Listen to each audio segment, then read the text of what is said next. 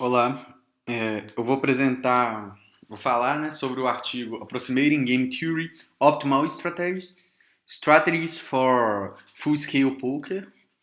É um artigo muito bom. O que o artigo propõe?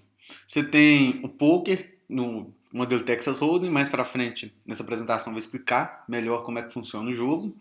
É um jogo muito jogado, tem jogadores profissionais que jogam esse tipo de jogo.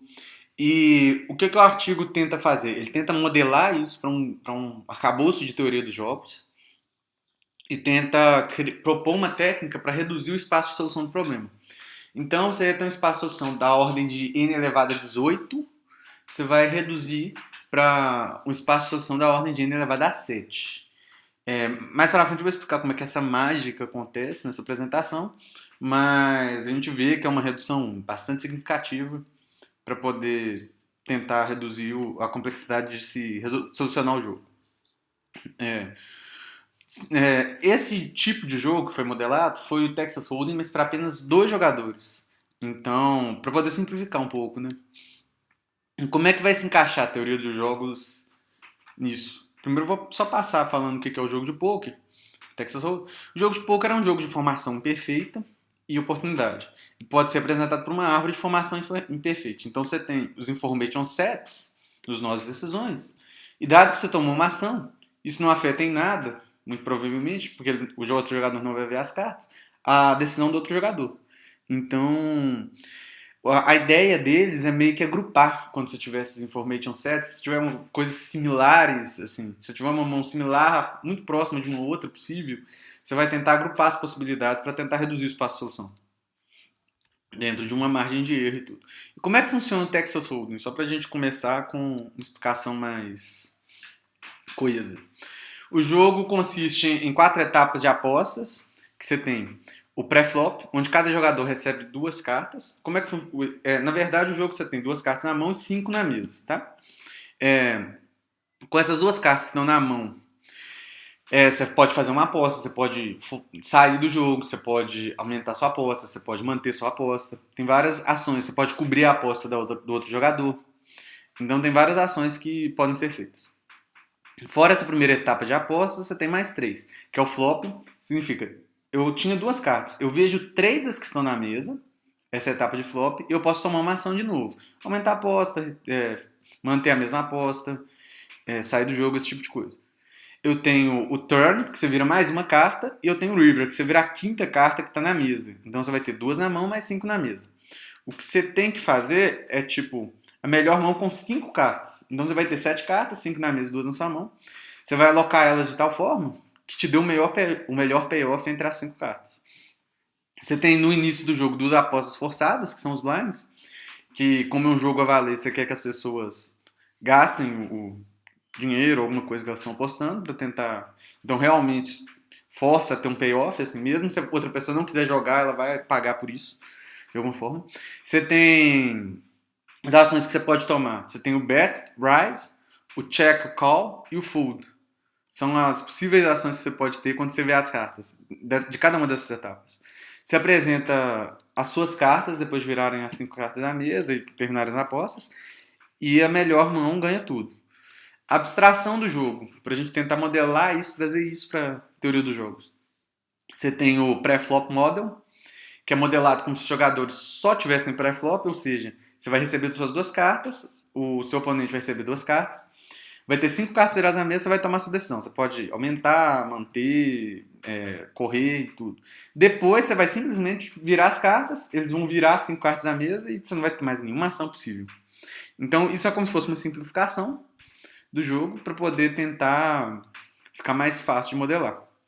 E o modelo pós-flop. O que é o modelo pós-flop?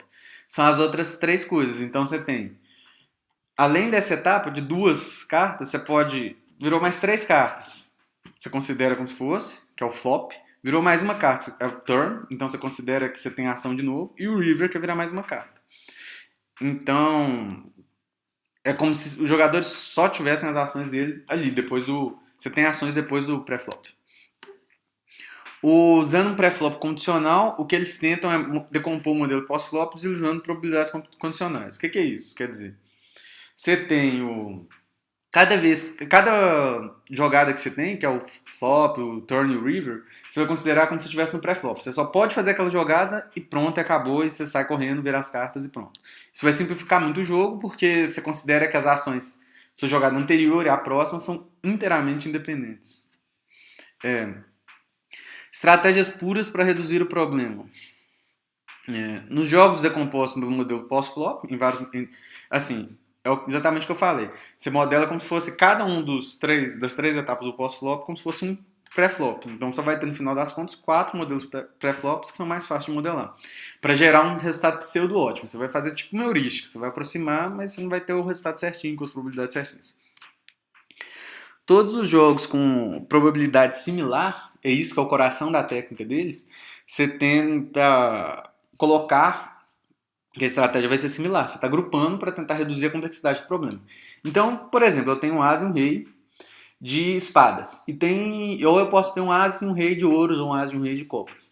Então, essas mãos são muito parecidas quando você está no pré-flop, porque você não vê as outras cartas. Dessa forma, você pode agrupar essas mãos, as possibilidades, e depois você vai saber qual decisão você pode tomar. A mesma decisão que você vai tomar se você tiver um as e um rei de ouros, vai ser se você tiver um as e um rei de espadas, por exemplo. Vou falar um pouquinho sobre o experimento. Então você tem 3 cenários, que foi entre jogadores automáticos, entre robôs, contra seres humanos, com diversos níveis de habilidade, assim, iniciante, alguém que já tem um pouco de experiência e tudo, e contra um jogador de elite, que é aquele profissional mesmo que sabe jogar bem o jogo, entende como é que as coisas funcionam. No primeiro caso, que são as partidas entre robôs, os resultados foram dentro do esperado, todos os jogadores que utilizaram a estratégia pseudo-ótima obtiveram resultados substancialmente melhores que os robôs já existentes, ou seja, essas estratégias de simplificar foram muito eficientes, melhoraram muito os resultados. O que foi o resultado fora do esperado? O desempenho do Psi-Opt 1 foi superior ao Psi-Opt 2. O que é o Psi-Opt 1 e o Psi-Opt 2? Psi-Opt 1 eu jogo, tenho só o pré-flop, saio correndo, faço minhas apostas, depois não faço mais nenhuma ação. O pós-opt 2, que você considera como se tivesse outros modelos pré-flops, ele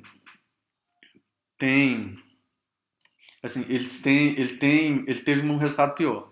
E com isso se descobriu erros de programação no algoritmo que eles falaram que vão corrigir em trabalhos futuros.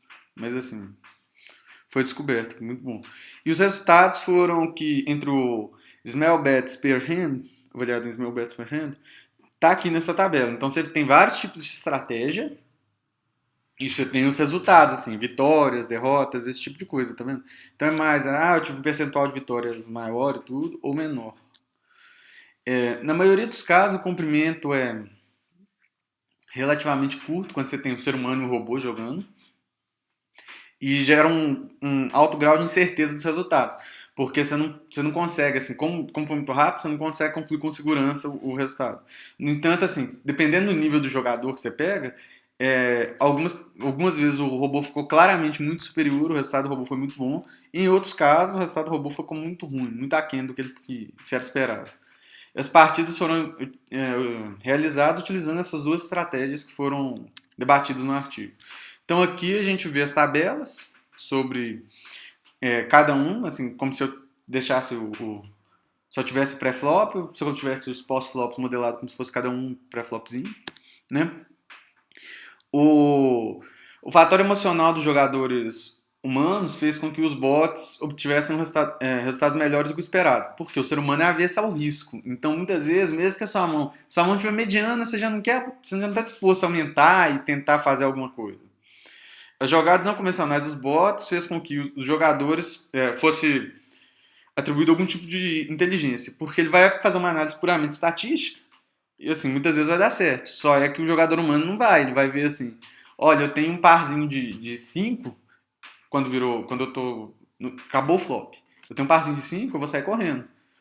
O computador não, ele vai olhar assim, olha, eu tenho um parzinho de 5, mas a probabilidade disso, talvez, assim, pode ser grande de eu ganhar, então ele vai manter aquilo ali. Como ele não tem sentimento envolvido, não tem versão a risco. E o terceiro caso foi os bots contra os jogadores experts. O comprimento de partida curto deixou um grau de incerteza no resultado também. Foi a mesma coisa que aconteceu com qualquer tipo de jogadores humanos. No entanto, alguns jogadores pareciam ter uma vantagem definitiva e outros não, que foi mais ou menos o que aconteceu com qualquer pessoa. Então nisso a gente vê que tem um emocional ligado às pessoas que jogam. E as partidas foram realizadas da mesma forma, com os dois tipos de algoritmo. E aí, usando aquele primeiro, só ter o pré-flop, gerou um gráfico desse tipo, assim, o jogador contra um expert, né? Então, assim, você viu que teve um ganho até legalzinho. E como conclusão desse trabalho, a redução de espaço de solução não impactou no desempenho dos bots. Ou seja, é uma heurística, mas funciona na prática muito bem. Assim, os resultados ficaram muito bons porque você pode realmente agrupar essas coisas. Não sendo fortemente esperado por jogadores humanos, que significa assim, foi realmente competitivo. O estudo mostrou que é competitivo usar esse tipo de estratégia para solucionar o jogo, mesmo que seja pseudótimo. Uma boa modelagem de estratégia ótima não elimina a importância de se aprender com o adversário de um modelo adaptativo, num modelo adaptativo. Então, assim, no caso, seria interessante, né, se você tiver partidas consecutivas, analisar o perfil do jogador que você está enfrentando, pro algoritmo ir melhorando ao longo do tempo, né? Meio que como se fosse uma inteligência artificial. Isso fica proposto no artigo. E aí, com trabalhos futuros, é exatamente isso: obter aproximações para equilíbrio de Nash com N jogadores, que eles só modelaram para 2 jogadores, e refinar em técnicas básicas para você poder fazer. Então, você tem essas duas técnicas que não são tão básicas, assim, você não tem uma estratégia mais nítida que você consegue ver, você só tem assim: vou tomar alguma ação baseada nas probabilidades. Você pode tentar refinar isso, que são as propostas deles. E aqui nós temos as referências desse para esse trabalho, referência também que a gente usou para tentar compreender melhor o trabalho e tentar trazer isso. O artigo é muito interessante, eu recomendo todo mundo a dar uma lida. Obrigado.